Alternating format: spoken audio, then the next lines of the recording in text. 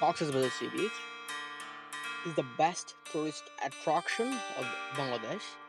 Every year, thousands of people from home and abroad come to visit this Cox's Bazar Sea Beach to enjoy the natural beauty of this world's longest sea beach. People come with their friends, their relatives, their family, yeah, everyone, anyone with whom they enjoy the most. This gives the people a chance to spend some time with the nature, keeping themselves aloof from the busy life, busy artificial life.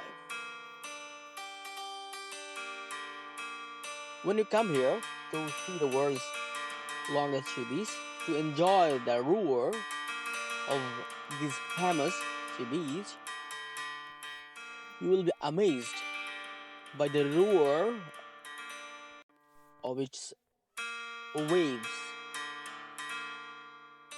You will see here thousands of people roaming here and there. They are also enjoying the natural beauty of this world's longest sea beach.